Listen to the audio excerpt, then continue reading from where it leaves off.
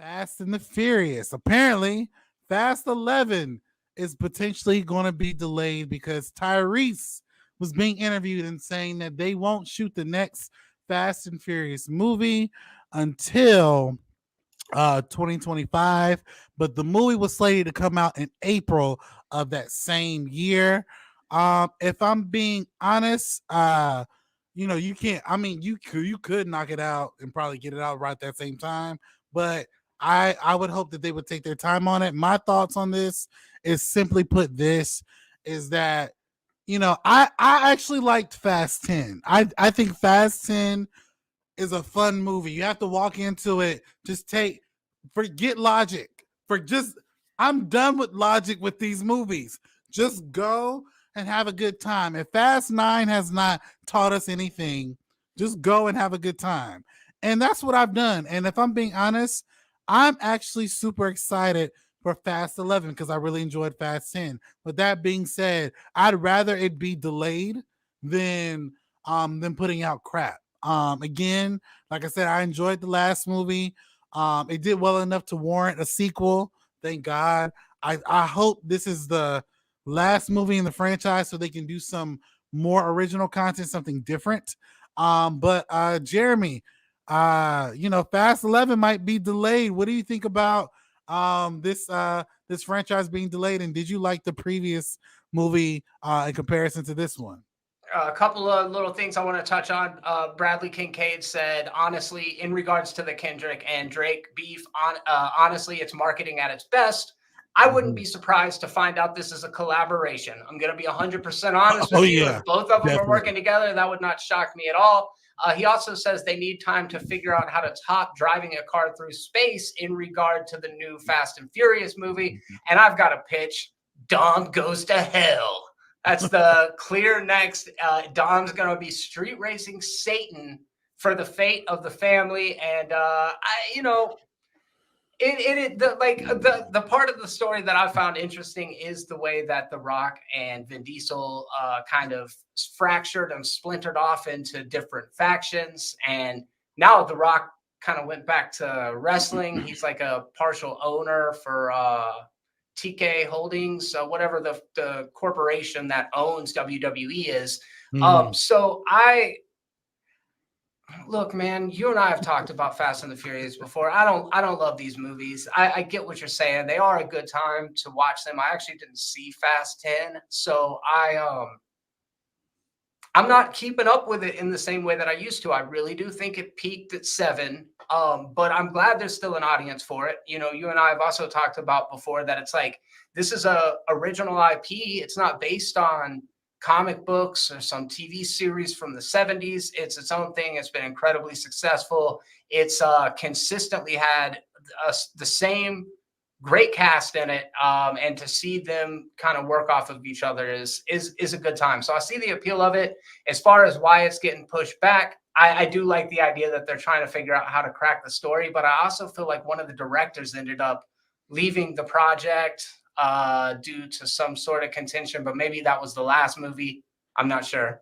Yeah, it was Justin Lin. He left literally within the first 2 weeks of shooting because he had problem. I guess he had an issue with Vin Diesel. At least Vin Diesel's not peeing in boss bottles, Rock. But that is a wild thing to do, man. To give a piss bottle to your PA and say, "Go dispose of this for me." Nah, dude. That's what makes me wonder. And it's funny. I'm glad you said that because it makes me wonder, what were the issues that Vin Diesel and The Rock had? Because if The Rock, what me and Jeremy are referring to, if you guys don't know, it's being reported that the movie that The Rock has been working on has ballooned up to like $250 million because his excessive tardiness. And then also he would do things like pee in the bottle and give it to a PA assistant for them to throw away so he doesn't miss, shooting time. Dude, it takes like less than 5 minutes to pee. And if you're not showing up to the set 45 minutes, an hour and a half, 2 hours late, whatever they're saying, then you got more time to go and run to the bathroom before the scene.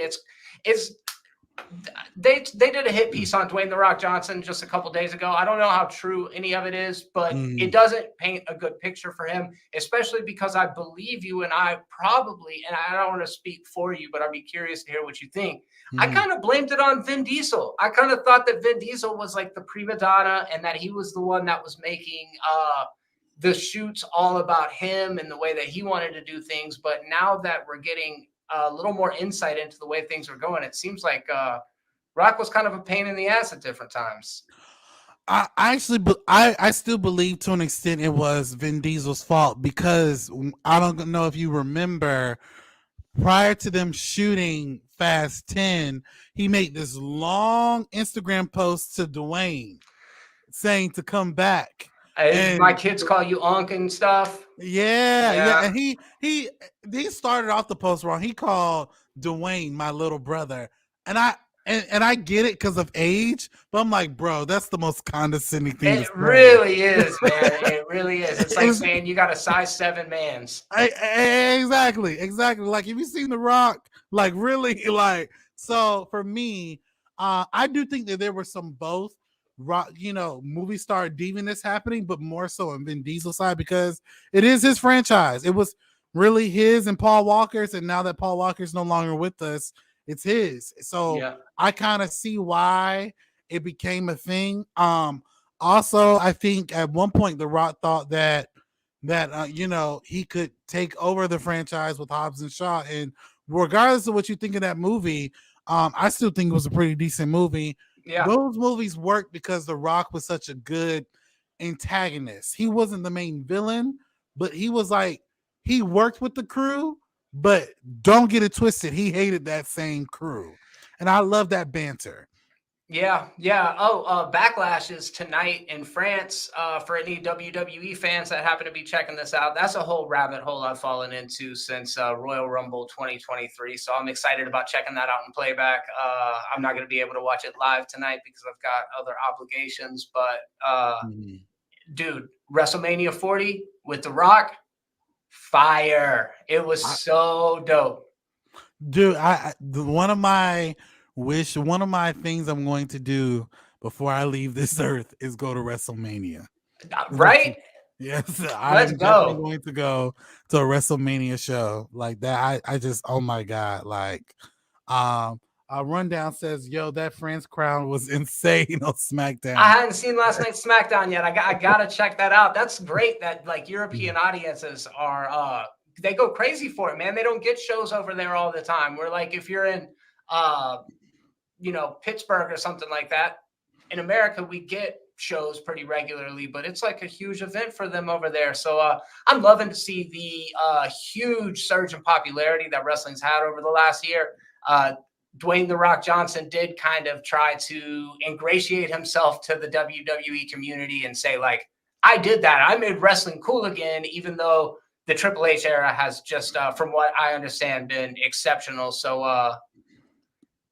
yeah. Anyways, that's a whole different detour. But as far as Fast and Furious 10 goes, I need to catch up. I'm curious to see, or excuse me, 11. I'm curious to see where the franchise goes.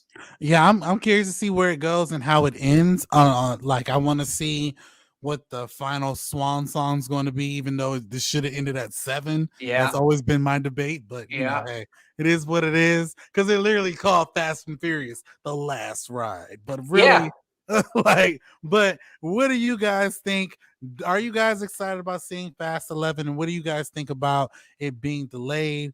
Jump into the comment section below and let us know your thoughts. All right, you guys. That leads us into our next topic.